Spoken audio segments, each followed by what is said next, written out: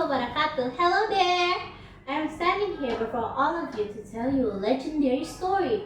One that'll leave you all amazed. But before we start, I must introduce myself first. My name is Aurelia Adiana Putri, and I'm currently a student at Barat Islamic Middle School. The story I'm about to tell you today is called Lake Toba. Are you ready to hear it? Great! Let's start, shall we? A long time ago, in North Sumatra, there lived a poor young man in a valley. The valley was vast and blessed with fertile land suitable for farming. The young man lived his whole life by farming and fishing. But luck wasn't on his side today, as he hadn't caught any fish since morning. La la la la. What a beautiful day to go fishing. I hope I get one fish today.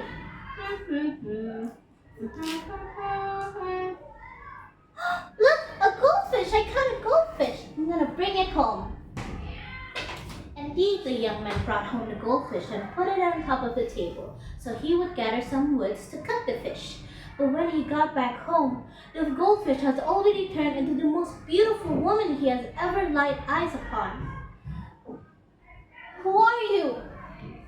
I'm the goldfish you caught earlier. Captivated by her beauty, with no hesitation, he went on one knee and holded her hands. Will you marry me, oh beautiful woman? I will, but there is one condition you must fulfill before we get married. What is it? I'll do anything, just name it. You must not tell anyone that I was a fish before we get married. The man had no friends, so there was no reason he would tell anyone about his wife's secret.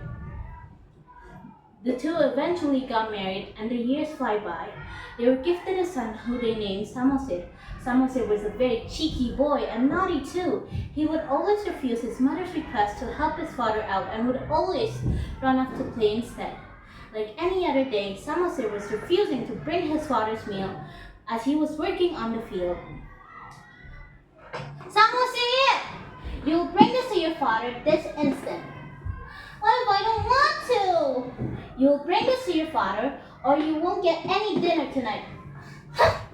With a hunk of annoyance, Samosir stormed out of the house with the meal box. In the middle of the journey, he could feel his stomach rumble. Ugh, I'm so hungry.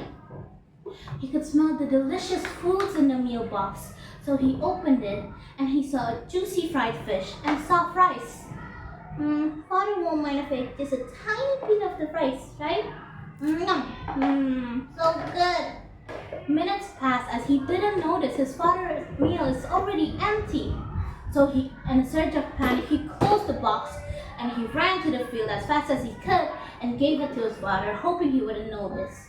But his father did notice when he opened the box and chased Samosir around the field until he caught him. They both argued back and forth.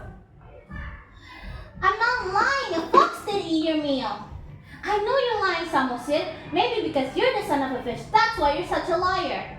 I'm what? Samosir ran off home and told his mother about what his father said about him. In shock, his mother hugged her son and cried. Then suddenly, thunders of lightning struck their humble home, and when the lightnings went away, Samosir and his mother were nowhere to be found. Guilt ate at the man like a wildfire. He became depressed, and the rain started to start with weeks with no end at all. With how much the rain poured, the man had no choice but to swim for his life, but in the end, he drowned to death. So, because of how much the rain poured, it created so much water, it has now become a lake known all across Indonesia called Lake Toba. The end. So ladies and gentlemen, that is the story of Lake Toba. I appreciate the opportunity to speak with all of you today and I hope to meet next time. So, goodbye! Assalamualaikum warahmatullahi wabarakatuh.